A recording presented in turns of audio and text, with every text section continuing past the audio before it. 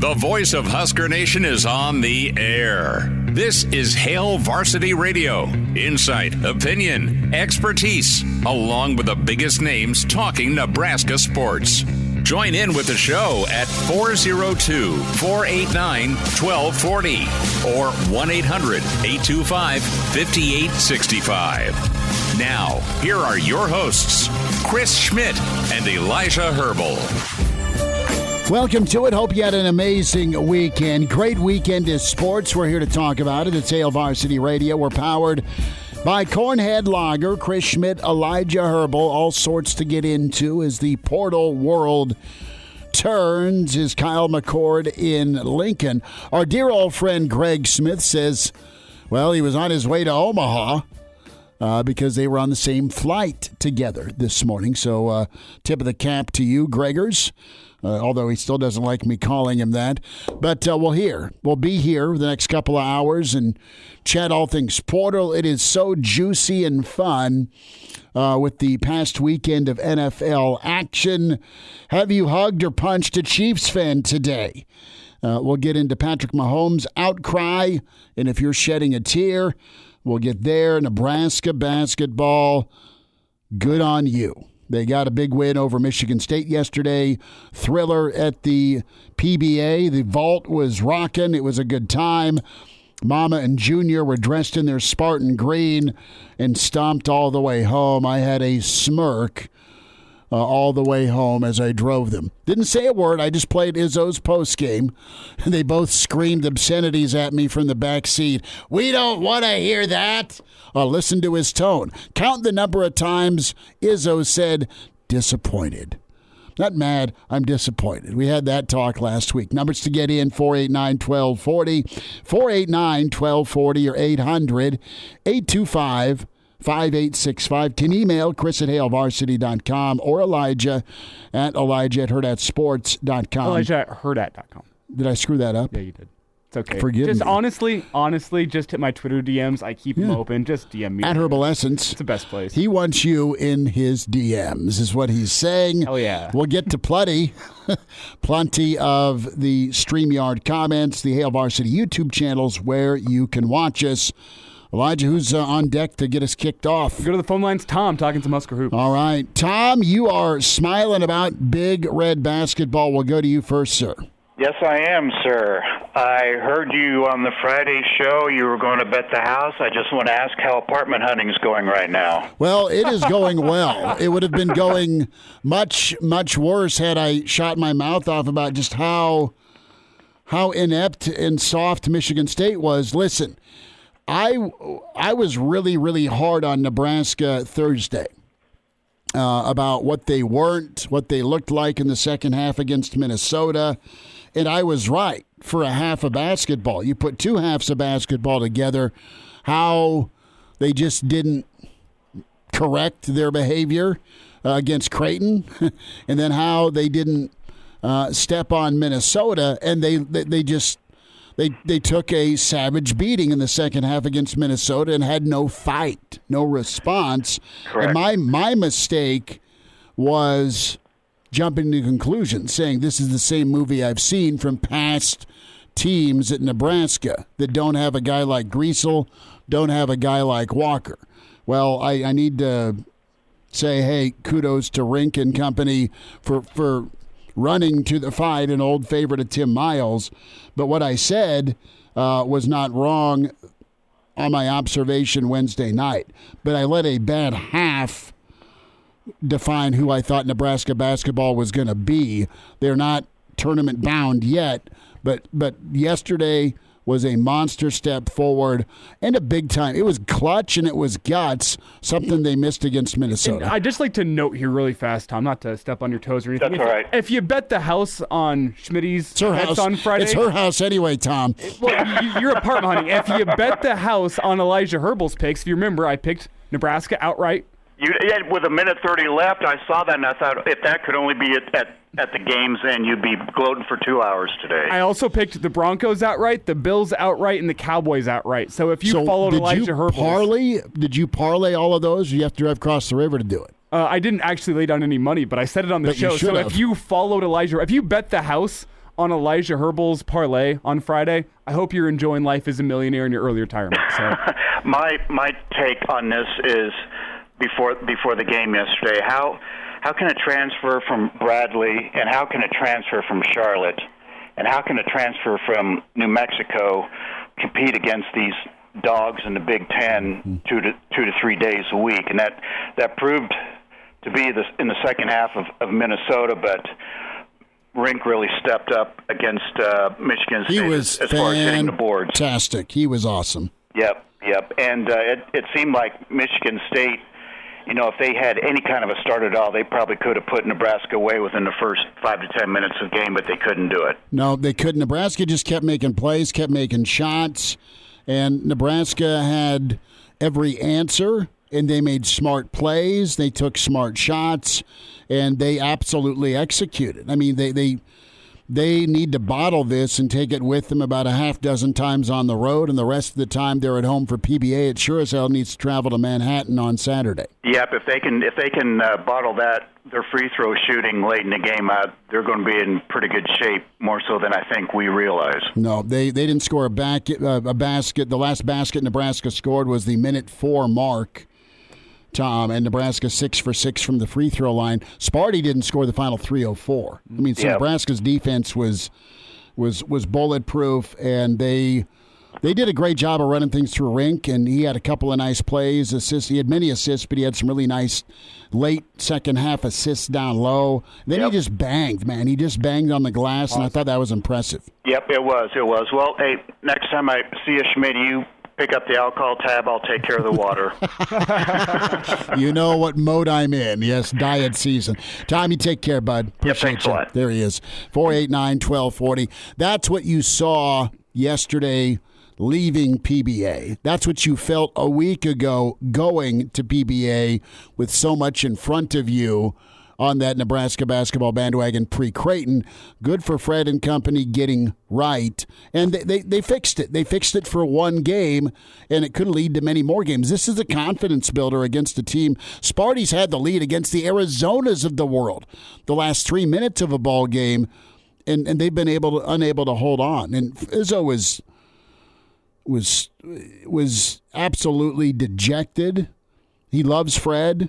He respects Nebraska. He respects the PBA. I mean, he loves playing at PBA, and the crowd was giving it to him because he was just chewing some big time, the officials. Well, and he hates his centers. He absolutely hates his centers. And let's not act like the crowd wasn't a huge factor in that game yesterday, because he talked about the first 5 minutes of that game where, for the most part, PBA was a brick factory. Yeah, I mean, so many missed shots going up, but then Michigan State started having some things go right on offense. And there was a couple moments that all kind of happened in quick succession that got the crowd into it. It was K-State coming off a screen and shooting with almost no airspace and knocking it down, followed up by Sam Hoiberg from 40 feet, drilling it with the shot clock low. And then the next possession, C.J. Wilcher comes down and the bank is open.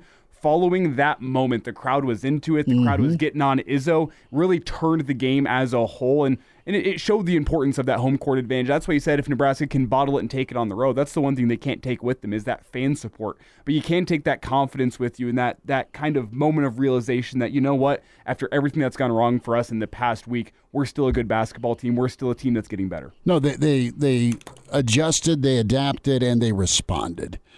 And I think Fred circled this. He knew he got plenty of season left, but I think he knew the fan base and the support maybe was teetering after a tough one against Creighton.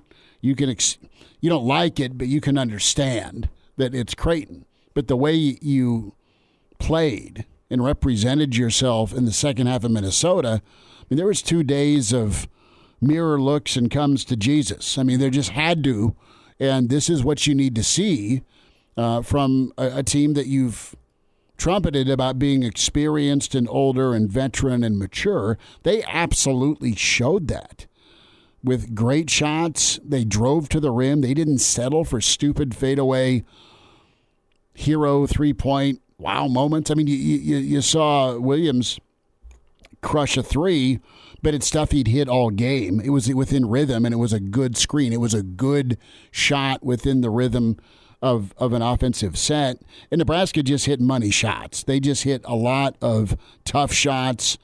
Kisei did it, but I think Rink was good. My MVP, and you can circle a lot of Nebraska players yesterday, but I think to your point about the shots that fell early to get the crowd going, I think putting Sam Hoiberg in as early as Fred did, because there's one guy on that entire team that is okay to wear a blue collar.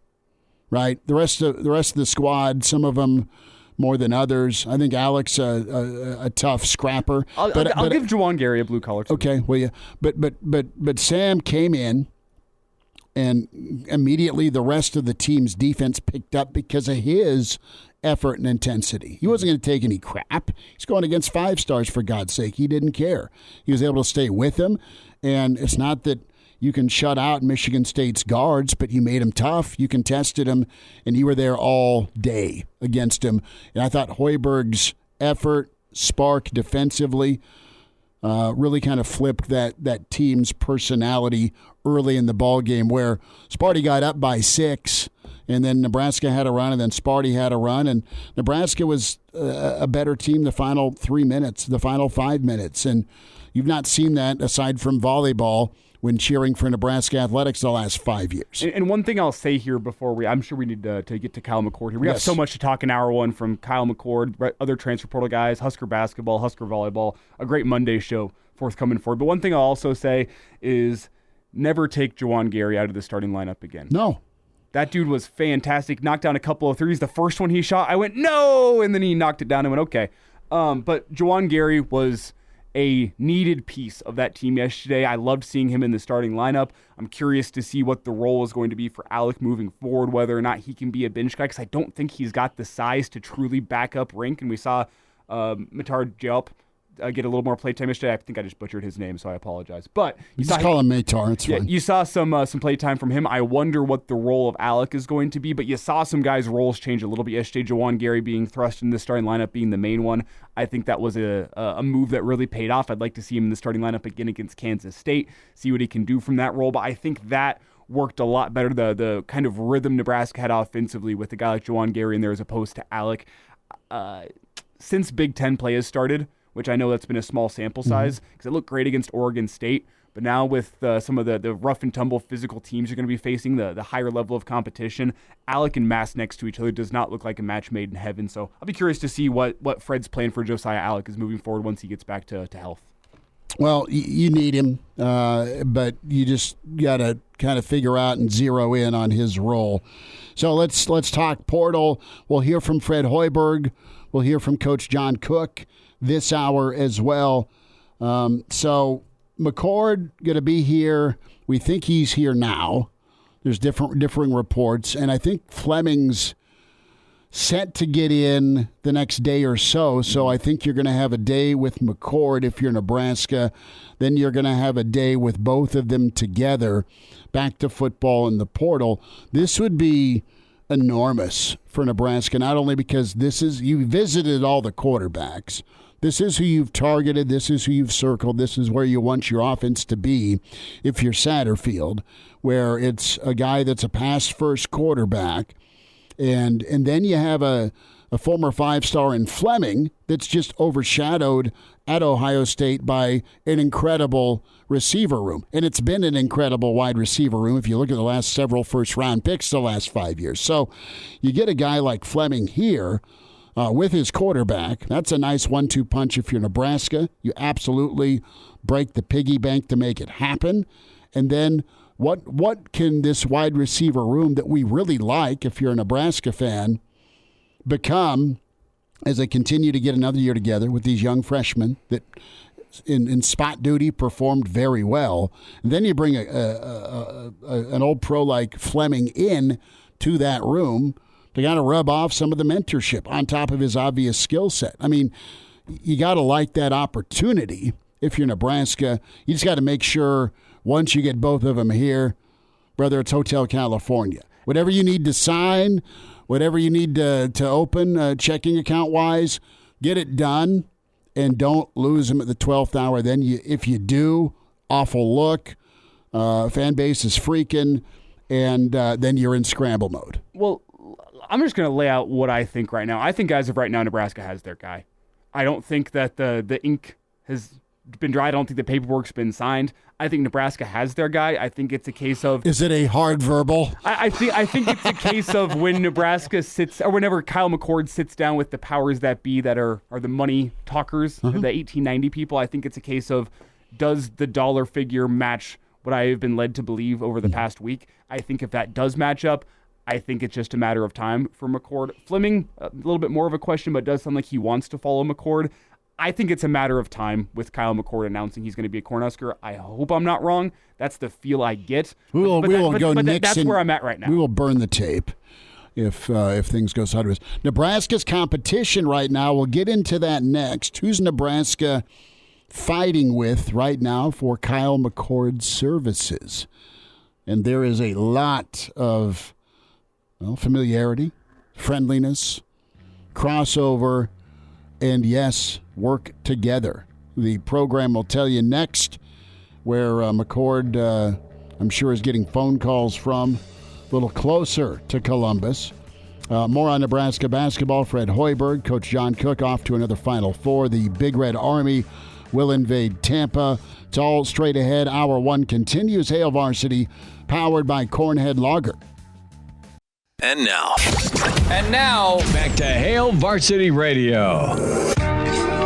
Open phones here. The first hour, 489-1240, 489-1240, or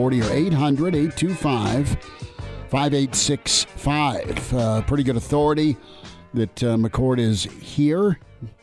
And maybe a... there is no doubt in my mind that Kyle McCord is here. No, I know. From what I heard over the weekend to Greg Schmidt seeing him on a plane, there is no doubt in my mind that Kyle McCord is to the authors of the Boulder Peace Treaty, we don't have visual confirmation physically, but it sounds like there's a pretty cool boardroom set up for something after 5 p.m. So there you go. Now, if we get a knock on the door and the offering plate's passed our way, brother, I don't have any cash. Nor do I. But I work in radio, brother. I ain't making enough to donate anything. The enjoyment is your pay. I'm kidding. I'm not kidding, but it's all good. But no, there's excitement here, and if there's also any other smoke to let you know about, we have Davon Hall. Okay. Tweeting out a picture of the eye emojis with a red balloon and a question mark. So I think we're at the point now where I would venture to say that Garrett McGuire is probably saying, hey, I think we got this guy. You're just waiting for the blood. I mean, the ink to dry. Right? Welcome to Nebraska, Kyle McCord, whenever it's officially announced, right? Let us be the 1.9 millionth person to say welcome to Nebraska. I think there would have to be some sort of NIL disaster that keeps this from getting over the finish line. I mean, am I off there in your mind, Schmitty? Oh, dude. You can't, and I don't know what's what with Dylan Raiola. That recruitment debacle. There's been 1,000 rumors and probably several 30 for 30s and books to be written on all the allegations. And I'm not pointing fingers at NIL on this. I'm just saying there's 100 different stories on why Raiola didn't happen. You have to get a quarterback that works in Lincoln, okay? Be it through the traditional high school route, Kalen, or the next kid, the kid out of Iowa, all right, for 2025. Or if you are here and now with Kyle McCord and he's in your boardroom, it's got to happen. Got to get it done. You got to, because the coaches have targeted. The coaches can't, their heavy lifting's done. They have gotten the kid to campus, and they have said, here's what we envision for you. Here's why we think the offense will be good for you and why we think you'll be good for the offense. Yes, there's going to be competition, I pray, because there wasn't really competition last spring, and Nebraska had to make do, and God bless these kids that stuck around to play quarterback for Nebraska. But as much heat as Satterfield's taken from the fan base, Give him a healthy offensive line. Give him a healthy receiving room. Give him a healthy running back room. Give him this same defense, and give him a quarterback that can read his progressions, and away you go. And do you turn into a 30-point-a-game Big Ten football team with a defense that allows 12? That'd be pretty cool if you're a Nebraska fan.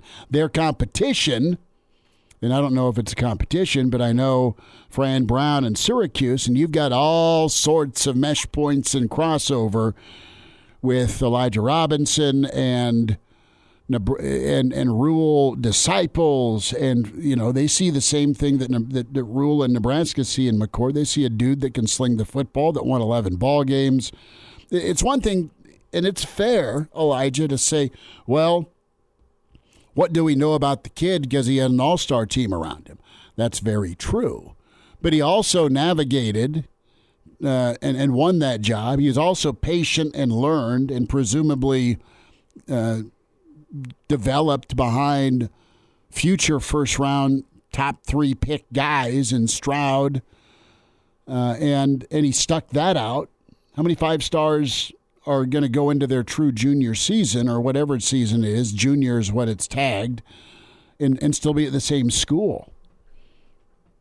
McCord was, right? He won the job, and won 11 ball games, and there's a lot of personalities you got to keep happy. Your coordinator, your head coach, the skill talent at Ohio State. How do you distribute that ball? Well, and a lot has been made of the skill talent at Ohio State. Well, Kyle McCord has it easy.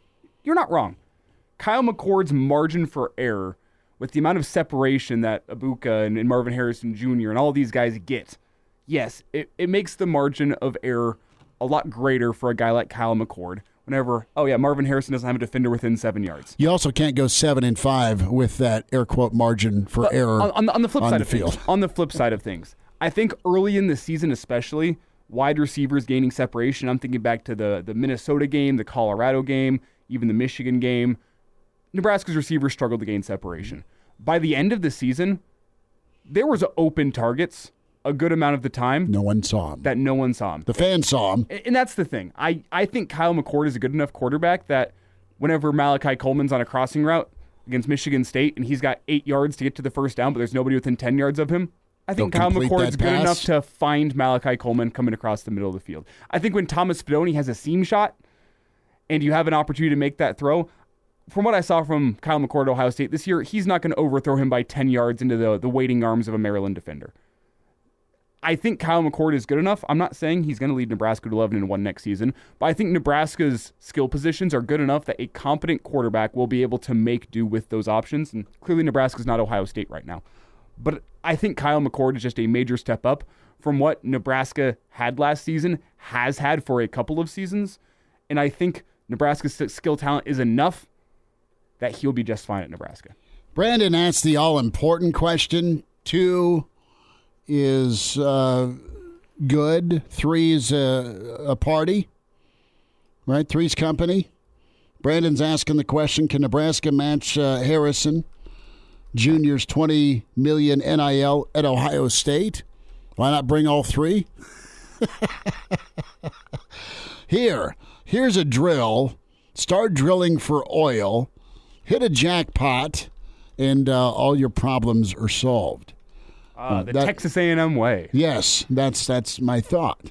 Brian checks in. Do not let McCord leave without signing on the dotted line. Is that how it works? Can they sign with NIL? And I should know this, forgive me, but Daddy's not a booster. Not a booster. So I like Brennan from the Black Hills checks in, and Brennan got one hell of a deer over the weekend, it looks like. Regardless of commitment, it's pretty dang cool that Nebraska's in the center of these high-profile signings. It says a lot about what Rule's doing here. Totally agree. You got to be in it, but then you got to go from being in it to close, and you got to go from close to being right, and you got to get that production and performance on Saturdays. Right, and we went through some of the portal additions, where they hits, where they misses, and in year one, you had guys that saw some snaps and did some work, And there's still guys from that Georgia pipeline that you still are waiting to see more from, probably. But overall, your portal hit rate probably wasn't as good as you wanted last year. But I'm thinking about what you were talking about with the athletes Nebraska has in the receiving room, even if there's no Fleming. It's great if Fleming's here for Nebraska. If there's no Fleming, you still got Lloyd, you still got Doss, you still got Malachi, you still got Fedoni. I mean, you got dudes that can play some ball and have gotten open. Fedoni was open a lot.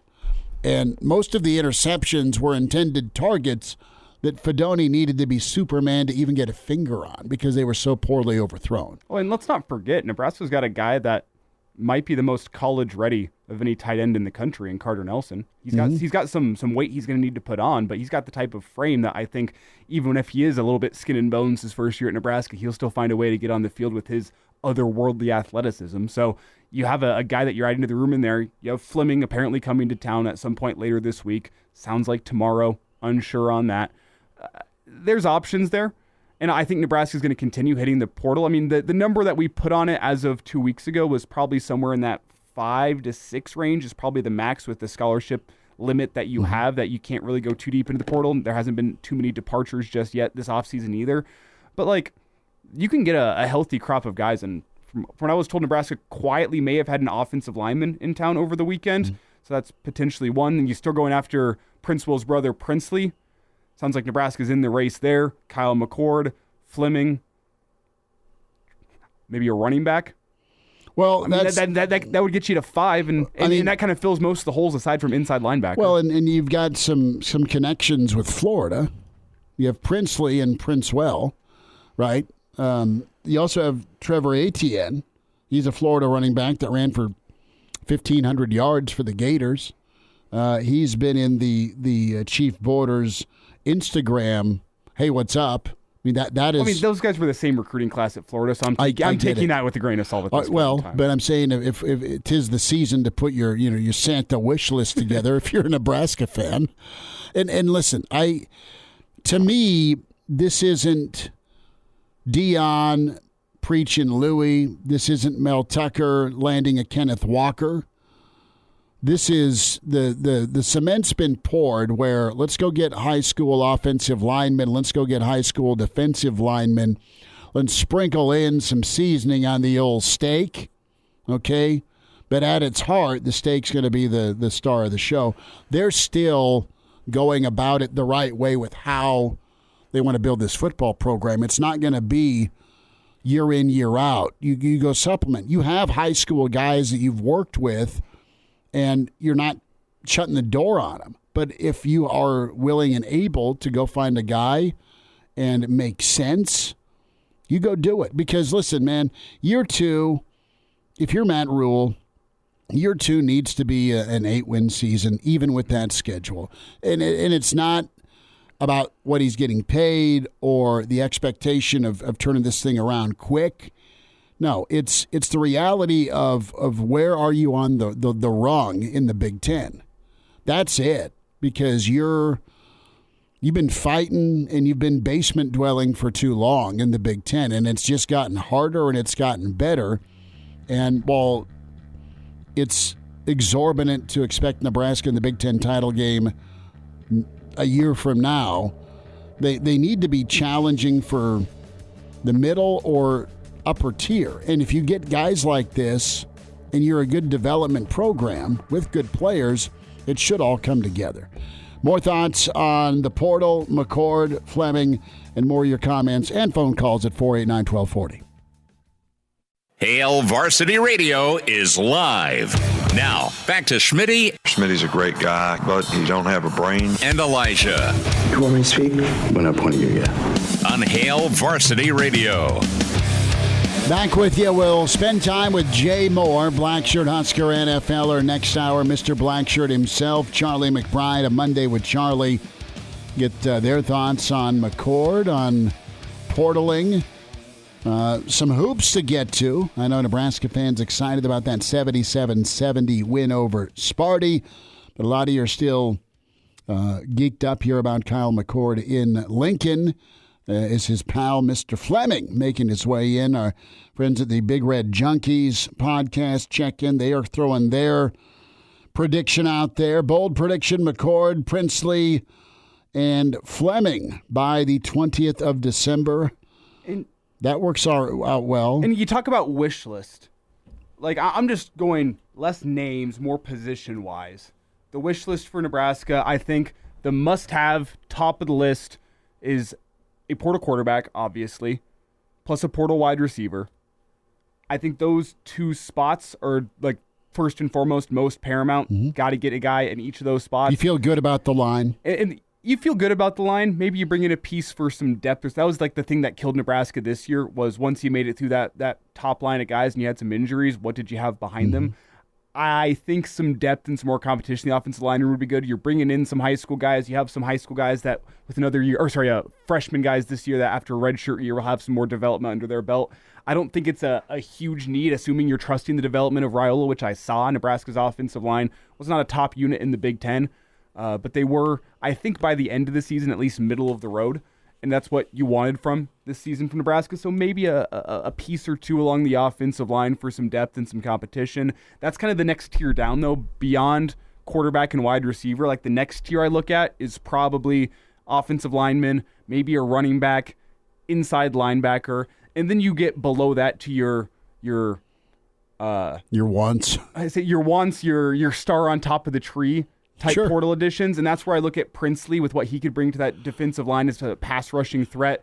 I think of Mom and Dad's already got me a carton of Marlboro Reds. They're going to get me a light or two. Yeah, I mean, I think of that as being a star on top of the tree type guy, and then anyone beyond Fleming in that wide receiver room or whatever the one guys. If you can get some other pieces there, that's star on top of the tree. I think one though is reasonable, and then we have a question in from James here in terms of the portal wish list. Does Nebraska need a welder? James says he'll take the NIL money if they do. All right, James, make it happen, brother. We had our friend from Bangkok checking in. I don't know the time difference. Oh, here's another good star on top of the tree thought from Kirk on this stream. A return specialist. Sure. I like that in terms of the wish list, not a need but a want, a return specialist. Can you think off the top of your head, when was the last time Nebraska returned a punt for a touchdown? Well, Joe Walker, 98 against Oklahoma State. Bobby Newcomb. More recent than that. DeJuan Gross. Because you had Kenny Bell return a kickoff and a punt return in his career. He did kickoff against Penn State in overtime. I believe, though. DeMornay Pearson-El. It's got to be DPE. You had one from J.D. Spielman. Yes, that was South Alabama in 2018. Okay. I think that may have been the last time Nebraska returned a punt for a touchdown. That was a kickoff, wasn't it? It was a punt. It was a punt. That was a punt. Okay. I can guarantee you that was a punt. That's the last one I can remember off the top of my head. I don't think I'm forgetting any, but you look at the NFL this season, the importance of a return specialist. It's almost come back to the NFL. There's been 2 walk-off punt return touchdowns this year in the NFL. One from the Jets in week 1 whenever Rodgers went down. They get a walk-off overtime punt return for a touchdown to win it. The Ravens do it yesterday. You see the benefit of having a guy that can just be a return specialist. I mean, think about Wisconsin for a couple of years. Aaron Cruikshank, return specialist.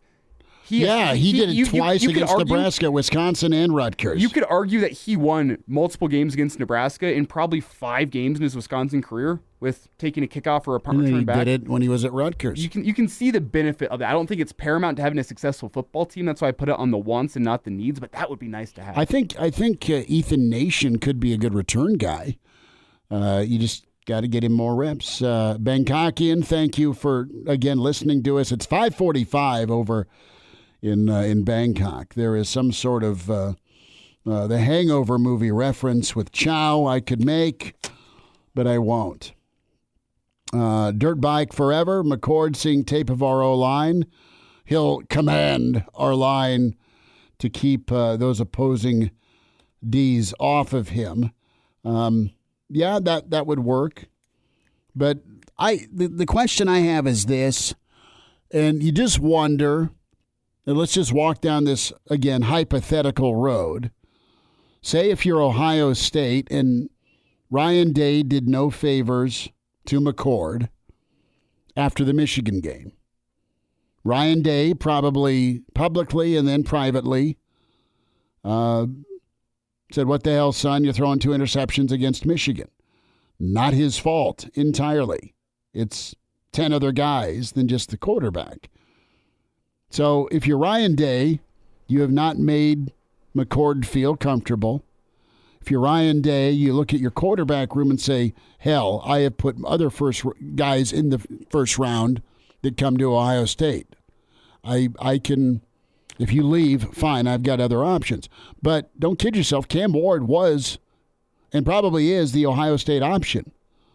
And there's some smoke about Cam Ward being out of the Ohio State equation. Can you say, I'm sorry, son, come on back to Buckeye land if you're Ryan Day at this point with McCord? No? You think it's sailed? I think it's sailed. Okay. I'm just wondering. I'm just trying to cover all my bases of potential Husker heartbreak. Sorry to be that guy. Well, another thought. I mean, did we not read Urban Meyer's comments? Oh, yeah. No. I mean, he was absolutely the best spot for you at Ohio State. Matt Rule begs to differ, sir. Ohio State fans still don't want McCord back, even if they don't get Ward. Dude. And I think a lot of this transfer not only does come down to today, I think it comes down to Ohio State fans being a little bit ungrateful with what they had. The dude got absolutely crucified on social media following the Michigan game after an 11-1 season. It's the Scott Frost treatment post Tommy Frazier, and you think back, where you go 11-2. You think back to what Charles Thompson told us whenever Casey transferred. Matt Rule said, hey, you're going into your final year of eligibility. If I were you, I'd find a spot where I'm going to be a starter, where it's not a risk. You can say the same thing about McCord with Keenholz coming up. Grudgingly, you had to adapt to a quarterback run offense because you let your passing guy go. What the hell? Oh. But that's a factor here. Like, McCord, regardless if Ohio State gets Cam Ward or not, is going to be in a quarterback competition. That's going to come right back. Let's hope. Devin Brown is a guy that they were high on, and there was a quarterback competition last fall, which McCord won pretty handily. But you have another year of development for Brown. The competition reopens. If I took a school to 11-1 and you say, hey, you're going to be in a competition next year, I'd be PO'd. Imagine if you told Turner Gill, hey, bud, you're going to be in a quarterback competition next year. I know you had a great junior year. I think Turner expected it, and honestly, Turner's like, no one's beating me. Just like Tommy Frazier said, no one's beating me out.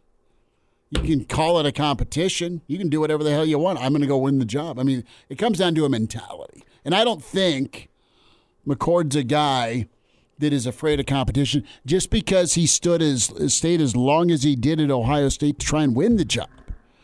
Right? I think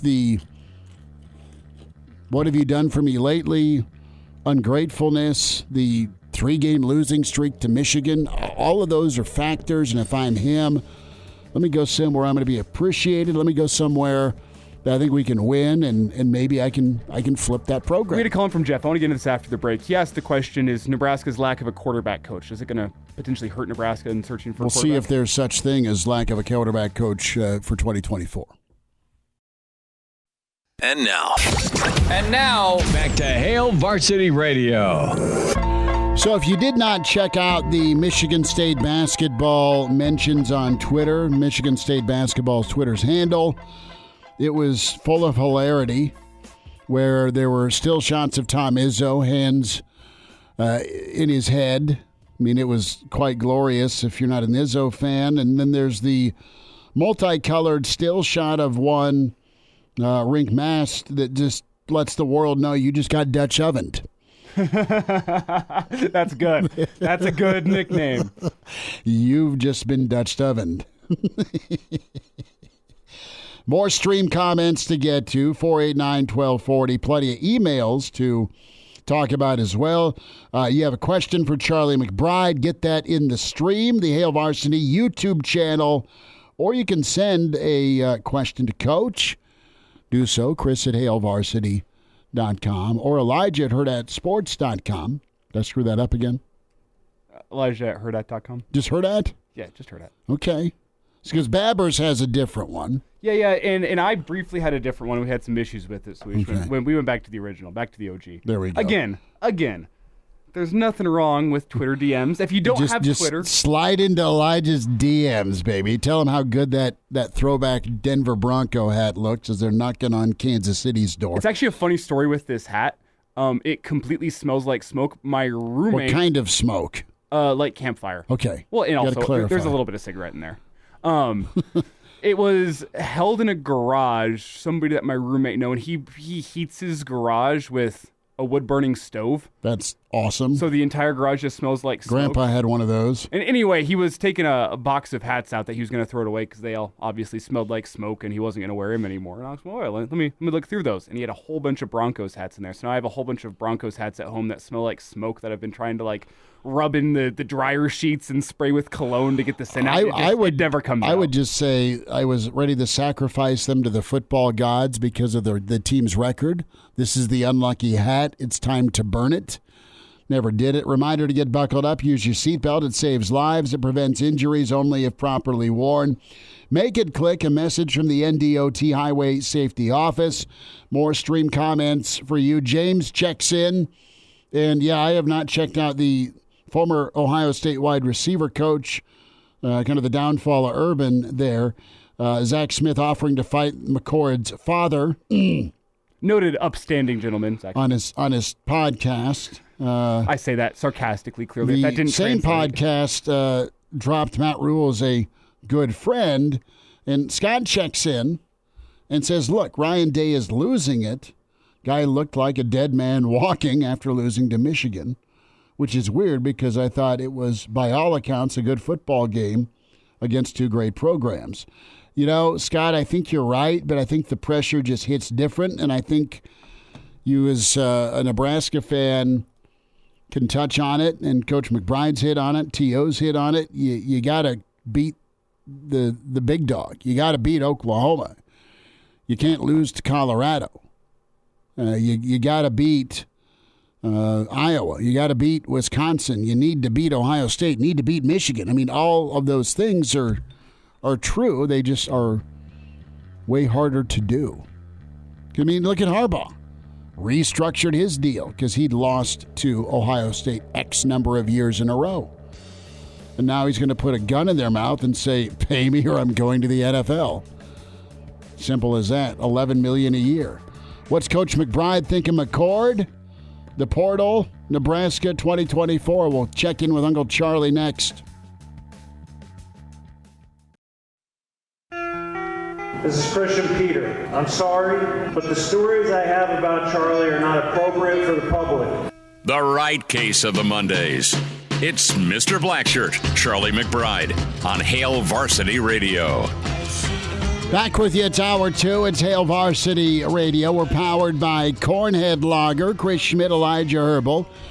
And some news right now on 3 nationally reporting that there is a late push for Nebraska and for Dylan Raiola.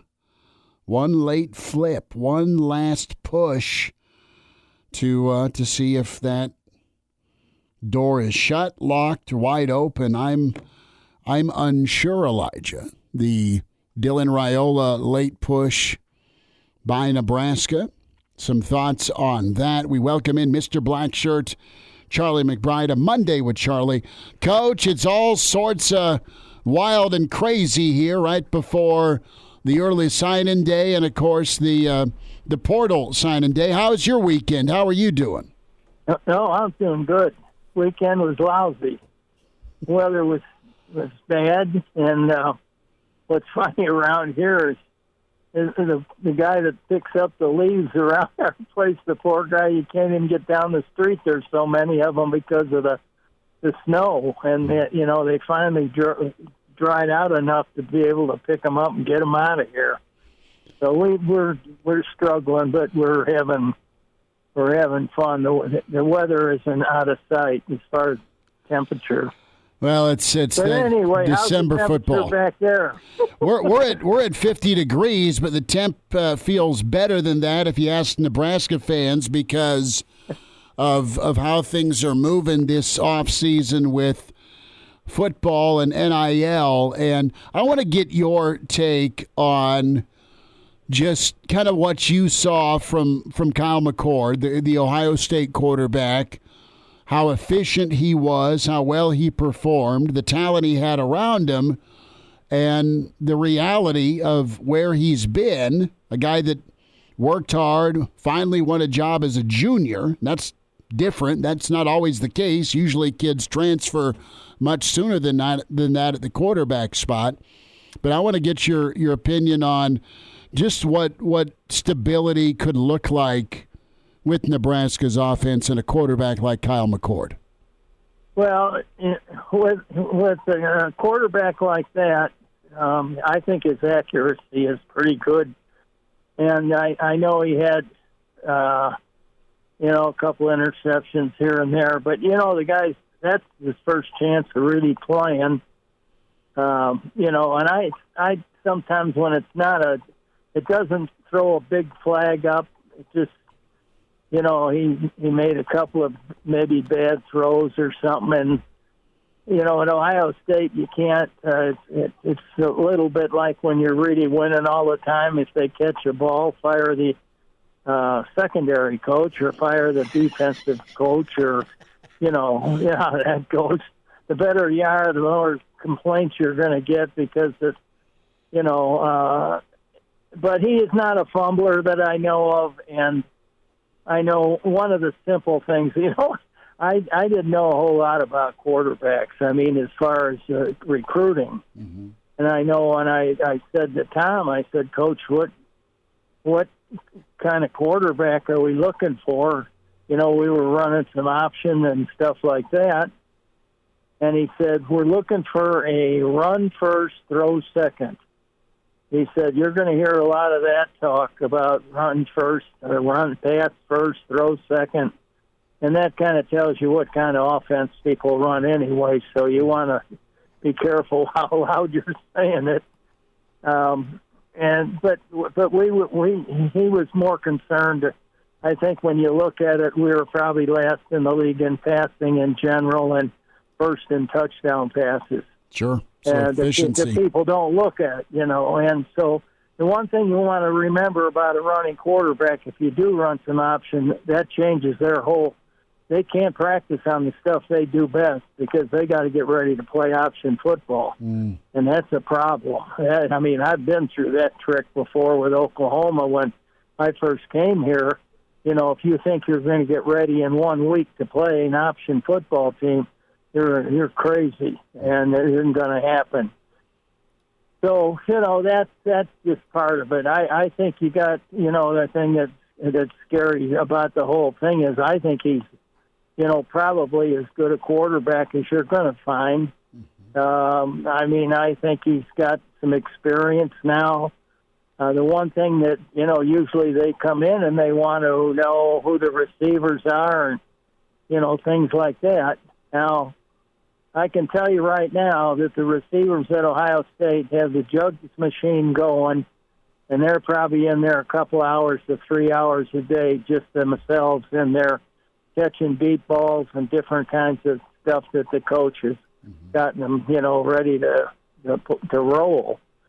And, and to me, when you have, when you have of course they got a bowl game, but if you take it in the off season or anything, you're going to find out that it's crazy back there. Those guys are throwing deep balls, and for example, they'll throw a deep ball it's a deep ball, and then they'll throw one that's behind you, and you have to turn your body and do all kinds of stuff, and they'll run that over and over and over and over again, so that they just get used to doing it, and that's why you're going to find out there's some great receivers, they have, because of the way they work at it. Plus, he may be the best receiver coach in the country.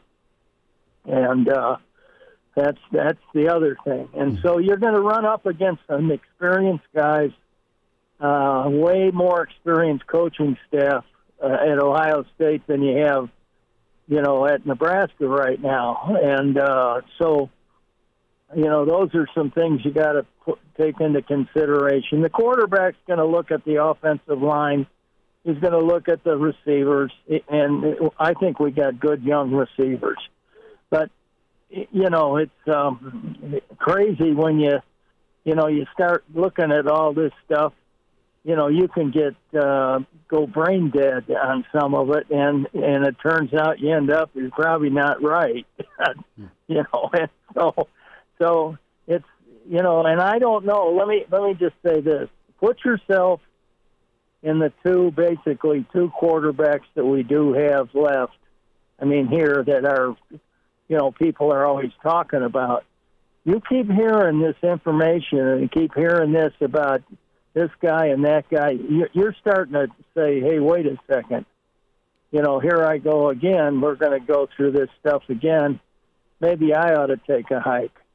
And your attitude, number one, you aren't going to get two guys that are going to just run down the street to get there. There's just no way. God didn't make us that way. Mm-hmm. And, and so you've got some problems a little bit with the team. What do they think? Mm-hmm. And stuff like that. And so there's a whole lot of things that come into play.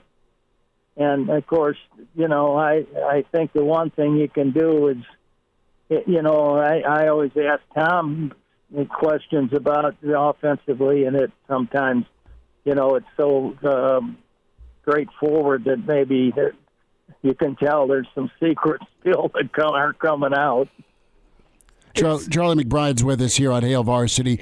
Charlie, the late news that's breaking in here within the past 5 minutes, Steve Wiltfong, the director of recruiting for 24/7, has flipped his prediction on one of the top players in the country, Dylan Raiola. He's now flipped him to, I think he's going to become a Nebraska Cornhusker. I want to get your thoughts. Who knows how much legs this story truly has, but there's been a lot of momentum within the past 15 minutes. Seems that where there is smoke, there is fire. If Nebraska could lock down a guy like Dylan Raiola and get him to flip just for the early signing day, does that change your opinion on Nebraska's transfer portal target and policy at the quarterback position? Well, I don't know that he's kind of a drop back guy too. I think. Mm-hmm. I mean, I don't know that much about him anymore. I do know one thing. I do know all those coaches out there that had him, and just got to be careful, and because it's kind of like one of those things. Don't yell at me. I'm Raiola. And stuff like that. And so you got to really be careful with young guys, when you get them. And it's not like, hey, come in, he'll fit right in and he'll do this and that. I'd say that the kid from that right now, what I saw on television, I saw one game, I saw 10 plays. And he wasn't in the game, but they brought him in to throw the deep ball. And I don't know how long he was out of the game. But I know he wasn't, at the time, the starting quarterback on that Georgia team that he's playing for. Mm-hmm. And there may be some changes there in their thinking. But they put him in to throw the alley-oop, the deep ball for the last play of the game. And, of course, it didn't work, but, it got there. And so there's a whole lot of things you better check on. You just don't say, hey, without checking with their coaches, without checking the coach at Pinnacle, and all of those guys. If you just think it's because his brother played there and all this played at Nebraska, mm-hmm. And then what's it going to cost you? We've spent a lot of money already, and you're talking about playing a guy that, that end up maybe in another second teamer, and you're paying him all this kind of cash. So you better be sure. And that's where these younger guys say, hey, if they're paying this much money to get this guy in here, it's like pro ball. The man in the white suit is going to say, I want this guy to play. And, You talking Godfather too? Yeah, because we're paying him all this, so we got to get him on the field, and that's the way it is. And so that's the way we're getting. We're getting that way. And I hate to see Jeff leave because I really think he's better than a lot of people have given him credit for. And I like his kind of like his attitude a little bit because he's matured a little bit. And I thought maybe he'd come into his own. But the one kid that's there, both of those kids can run with a football, and they both got the things that you're looking for. And if you're going to have any kind of an offense in nowadays, they have the quarterback running the football and some stuff. Coach, if you want to know about that, look at that. You want to look at pro ball, look at the Bears. That guy's running the ball about every other play. Yeah, I wanted to ask you that, Coach Charlie McBride with us, Coach, and we'll wind down this way. What's the best balance, right? Is it to have a guy that is throw first, that is mobile enough to scramble like a Mahomes, like a Fields? Oh, yeah. But is that the dream setup for Nebraska's offense? I don't know what. I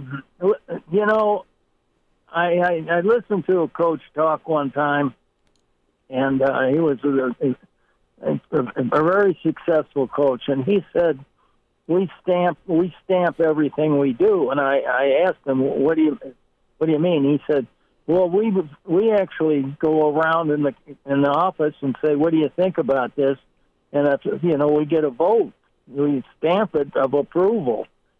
And a lot of times, if you're going to go with a coordinator, then you better get his guy. Mm-hmm. Okay, I mean, win or lose, it's if he's doing something he doesn't want to do, then you have a problem. But I think for us to be a great football team, we have a good defense, right? Mm-hmm. Yes. Our back end is not very good. If you try to compare it with all the things that Iowa's done, and they're done with their secondary, they score touchdowns, they intercept passes, they're all over the place.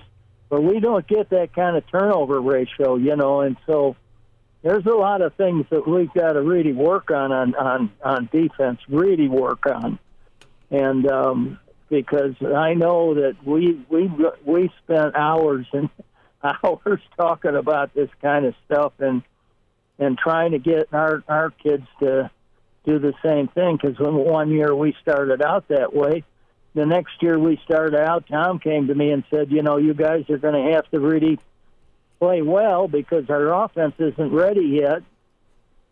And sure enough, we had 2 interceptions in the first game for touchdowns. And the guy that caught it couldn't catch. If you threw a ball to him right now, he'd drop it. And he caught both of them. And I'm on the sideline going like, I couldn't believe it. Neither could either of the other coaches, because he had bad hands. His mother didn't buy him any toys when he was little. Charlie McBride's with us. Coach, we'll keep you up to date on the portal and the recruiting run, and always love spending time with you. Thanks for checking in with us today. Save your money, will you? It's her money. You know that. It's her money. So, Coach, you take care, all right? You got that one right. Thanks for having me, guys. See ya. I'll talk to you next week. Bye now. I love Coach Charlie. His mom didn't buy him any toys as a kid. That's why his hands were bad. We have all sorts of news. What is the latest on, Dylan Raiola? 3 quarterbacks for Nebraska. We'll tell you more on the way with Hail Varsity. And now, back to Hail Varsity Radio. All right, what's going on with the quarterback situation at Nebraska? McCord is in Lincoln. Fleming may be arriving tomorrow.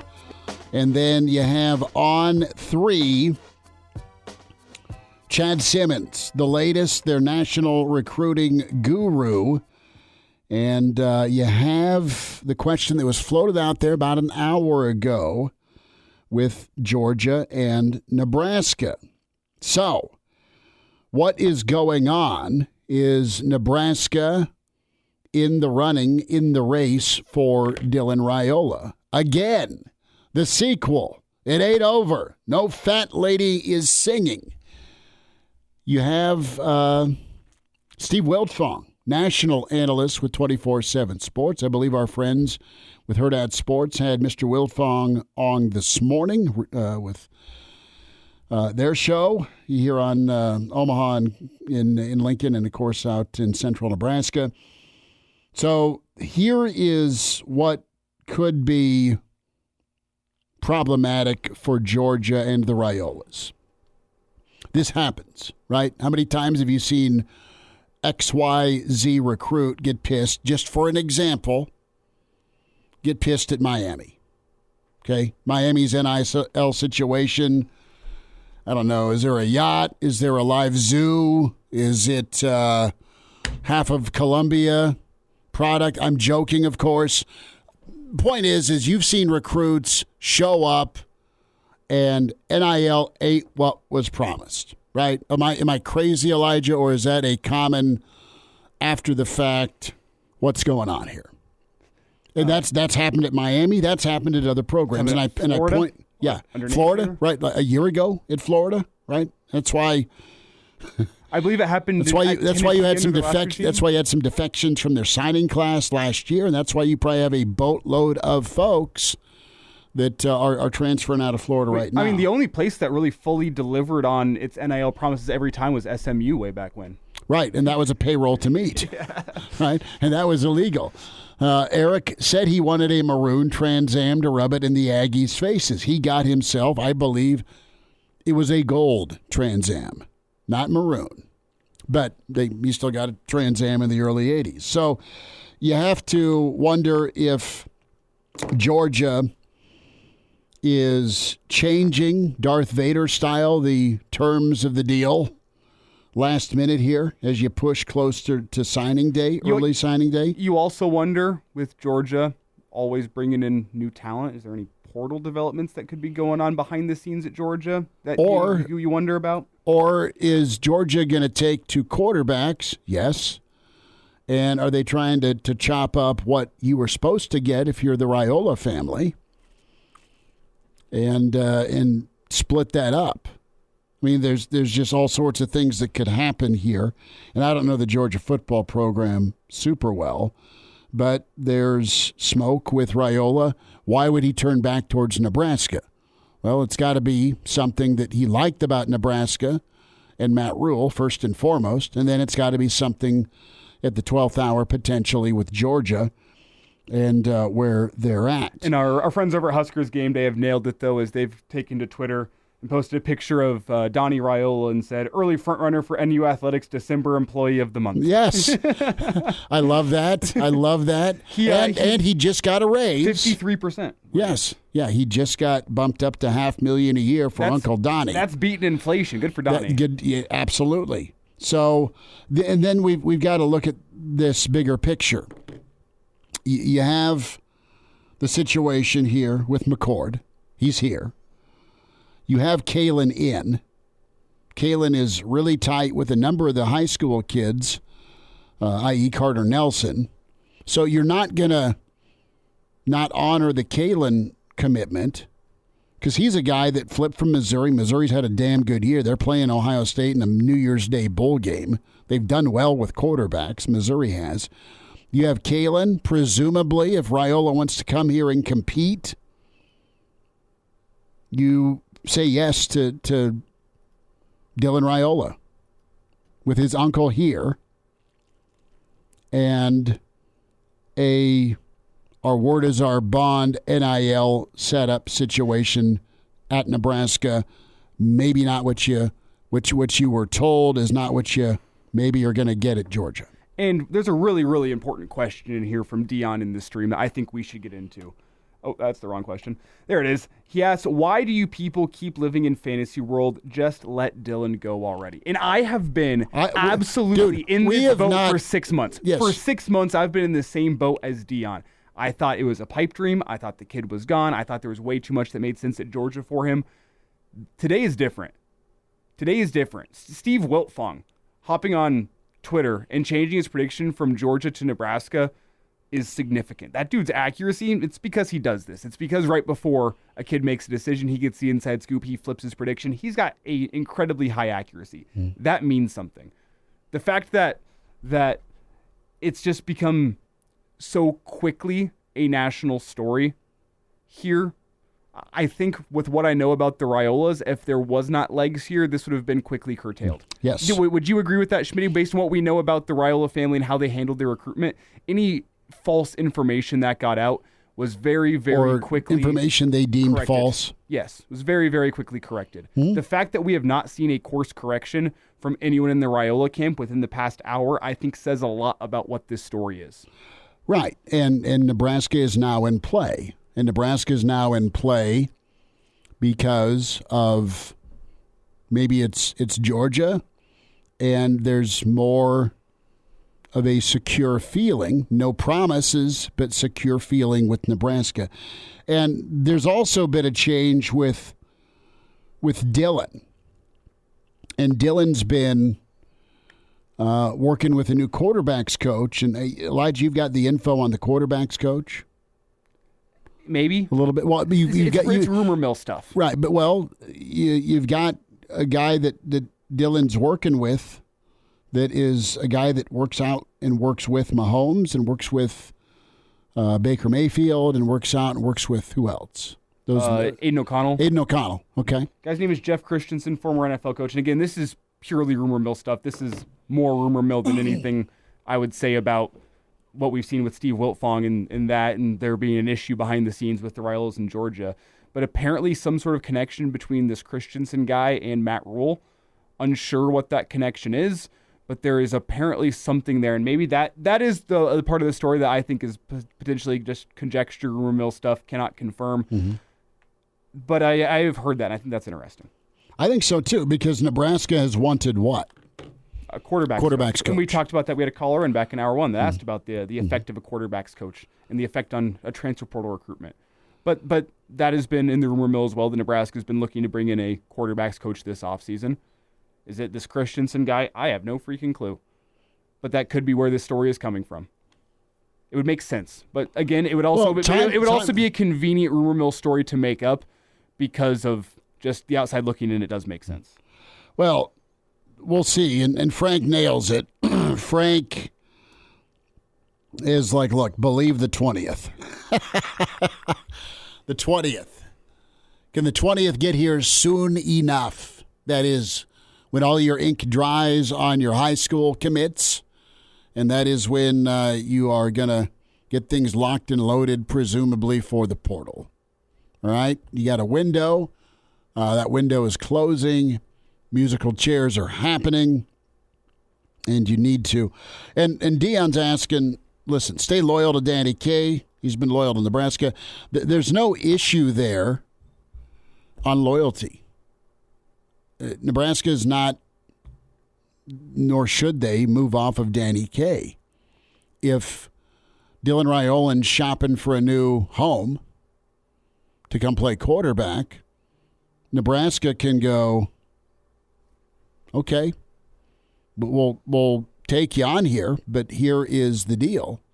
You got to go understand that Danny Kalen's been in with us from the get-go, and your job is the same as his job, is to go win a job next spring or a year from next spring after McCord's gone. Yeah, Scott says it in the stream. He'll still have to compete. That's very true. But that's for everybody that walks into the quarterback room. Extremely, yeah. You have to go and compete. But I think what the angle that I'm kind of looking at right now with this news story is Kyle McCord in Lincoln right now, a potential Raiola flip. The perception I think Christensen's in with McCord. Ooh, that's interesting. Is that late breaking news into the Schmidt hotline? What are the terms used in Game of Thrones? My birds tell me. Just the whispers. The whispers. Schmidt's playing the whispers. The whispers. Yes. The master of whispers, if you will. I just look at it from the angle, though, less of who's going to be Nebraska's starting quarterback next year. I think that would play itself out. The angle I'm looking at this is the perception-changing nature that this would have for the Husker football program. It's always been nobody wants to go play in Nebraska. Nebraska's not a destination anymore. Nebraska's fallen behind the times in college football. They won't be relevant again. That's some of the national perception out there about Nebraska is, hey, you know what a damn good job from Rule would be? if he can get them to 8-4 in a bowl game. That'd be a damn good job. That'd be impressive. But, be really cool. But look at the other side. Look at the other side. I haven't finished my point here. If you bring in a guy that went 11-1 at Ohio State last season, that's your guy that's going to be your starting quarterback next year. And the heir apparent is 5-star, former number 1 player in the country, still a top 10 player in the country, Dylan Raiola. That's your heir apparent who you flip from Georgia. That does a lot to change the national perception for the 14 to 18-year-olds, the next Nebraska Cornhuskers. It does a lot to change that perception about what Nebraska is. It's changed the conversation. And you got to do that with your quarterback play. You got to do that on the field in wins. You've got to have dudes ready and available to go put a 2-minute drill together in the land of Troy in November against USC, in Columbus in October when Michigan and Nebraska hook back up. It's been lines of scrimmage. It's been defense. It's been running the football, yes, but you need a quarterback to go make a play or not and take care of the football for you. And what has Nebraska done? They had options at quarterback this past season, and they did their best with what they could with said options, and they got the kids ready. Well, you can still have those options, and it's okay to go get new options and get them ready, developed, and be a winning football program with the most important position on the field, the quarterback spot. Have more high-level options or coach your kids up to be those high-level options. And it's either 5-year or 5-star, all coaches have said, and you're going to have both potentially on campus here in Lincoln, a 5-star and a 5-year guy. What a day, Schmitty. And now, back to Hail Varsity Radio. Open phones here till 6. We'll try and catch up with Jay Moore as well, as we had some breaking news with Dylan Raiola. And Steven asked the question in the stream, if Dylan signs with the Huskers, will Elijah shave the stash? No, Steven. It's not baseball season yet. I got to keep it rocking. We may get Coach Darlington back in studio wearing a Hawaiian shirt to celebrate the day, since he recruited Dominic here to Lincoln. But yeah, I mean, you look at the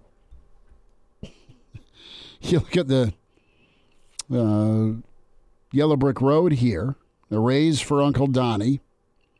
You have things developing quickly at Georgia, and you may have not just fighting for McCord, but also having Kalen in the boat, and then finding your way to shore to pick up one Dylan Raiola. And remember what I said back in hour 1 about Davon Hall hopping on Twitter? The eye emojis, the red balloon? Yep. Question mark. Malachi Coleman also going on Twitter now with the eye emojis. What do they know? That is the question. The offseason's been like your ray of sunshine and hope as a Nebraska fan. And I get it, for a lot of years, right? It's going to get better next year because of hope. Hope is recruiting season. Hope is the portal. Hope is spring football. And your hope has almost gotten to the finish line with this season with almost 6 wins. And we have spent more times than not talking ad nauseum about the quarterback spot. And there's not a wrong answer in this situation except to not play the guy who wins the job and you see his best. That's your job as coach. That's your job as coordinator. That's your job as quarterback coach, to determine who can give you the best chance to win. And, find an offensive line in a run game that doesn't put it all on the quarterback. I don't foresee McCord when he comes to Lincoln. He's here, but you know what I mean. If he ends up seeing Nebraska as the fit for him with that NIL deal as well, you're not going to all of a sudden change Elijah into 5 wide. You're not going to go empty on 3rd and 2. We pray to God that doesn't happen again. What you're going to do, though... Hey, I feel better about going empty on 3rd and 2 if Kyle McCord or Dylan Raiola is back there. I tell you what. Wrong answer. No, you feel good that your O-line, that Uncle Donnie's coaching, is going to line up and maul somebody so you can get 3 yards, 4 yards, 6 yards. Or if you do throw it, give me a spider 2-Y banana. Find the old fullback in the flat. But this would be earth-shaking, and this would be conversation-changing because Nebraska would find your old, Undertaker gif and popping out of the casket with the whole Raiola thing. Listen, I think the kid's super talented. I respect the hell out of his dad for the 20-year NFL vet and great Nebraska player he was. And I respect that this kid has a ton of upside and talent. I mean, Georgia really liked him. I just don't. I need more info here on just how screwed up things could go where you're almost, again, the word finish line to the finish line. Now, Georgia has other options. Georgia has other quarterbacks. Georgia could go to the portal. Georgia's also littered their quarterback room with 4 and 5 stars upon 4 and 5 stars, and they went with a walk-on that won them 2 national championships. So they're clearly going to find the best player. I don't think their walk-on and the Baker Mayfield walk-on story is accurate. Those are scholarship stud football players. They got put on, they were walk-ons for a reason, right? As in, I'm going to house train you before you get the football or the keys to the Ferrari. That's how I read it. But I look at Raiola and Nebraska. That's a thing now, all right? And you'll probably have an official announcement sooner rather than later. You have all the recruiting insiders predicting that the flip has happened with Raiola to Nebraska on top of McCord being in. And you still have Danny Kaelin, which you can't forget, nor should you, that said, I'm going to come back to Nebraska. The central part of this, Elijah, is Nebraska has been open, honest, and in communication with all parties, period. Mm-hmm. And that's going to get a guy to flip from Missouri to Nebraska in Kaelin. That's going to keep Nebraska top of mind if something should not go the way you want it to go at Georgia, and that's going to be very attractive because you're sending, again, the Satterfield World Tour out in flight time and time again to go kick tires, circle who you like, and let's get him in here if you're Nebraska to get this deal done. Nebraska's worked feverishly at this, but they've always been on the horn or in a text message or some sort of, here's where we stand, here's how we're going to do things, and this is how it's going to be. Take it or leave it, not in a hard sell or screw you way, but just this is what we're about, and that's all Matt Rule.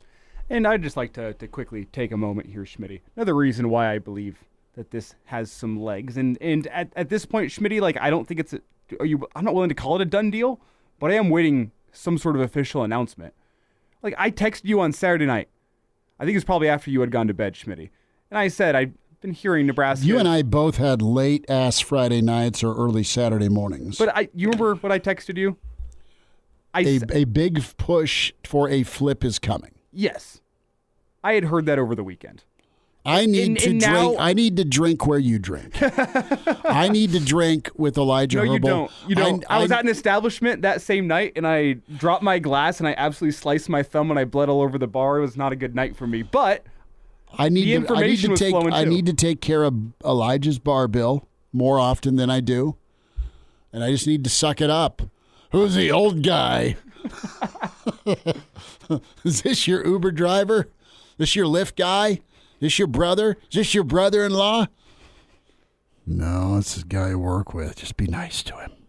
Just be nice to him. But no, I did hear this over the weekend, not to go toot my own horn or anything. Dude, you play that tuba. I thought it was Gatlin Bear. That was the first place my mind went after he had decommitted from Boise State. So, like, I wasn't right. They've been to Idaho this week, too. It's another reason why I think this has some legs is, I hear that over the weekend, and now you get this news on a Monday, and the Raiolas haven't done anything to squash this news. There's way too much smoke in my mind here for there to not be fire. We will spend time tomorrow on Hail Varsity. Podcast, Spotify, iTunes, Google Play. It's where you can find the show. Can also go to the Hail Varsity YouTube channel. Tell a friend about us. Give us a review, good, bad, or ugly. Follow us on the Twitter world.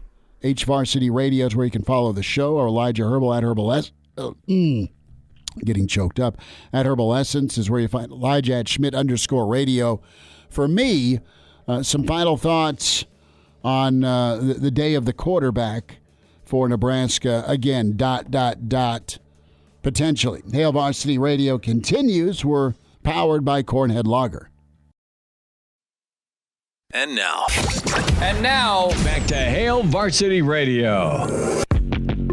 One final time this hour, it's Hail Varsity Radio on Quarterback Watch here for several announcements. Perhaps with McCord, perhaps with Raiola, and so on. Never sleeps, does it? The off-season, Spotify, iTunes, Google Play on Hail Varsity. And do you want another quarterback nugget for the day? What do you got? Only somewhat Nebraska-related. Former Kansas State quarterback Will Howard is down in the Sunshine State today. He is visiting the University of Miami. Of course he is. So there's the quarterback update on Will Howard. I think Husker fans have Will Howard on the back burner right now, though, based on the news of the past, hour or so. Well, again, the Nebraska's got a perception problem at quarterback. They have it in a sense of from the numbers, the production. Do they help you win ball games? Did they lose you ball games?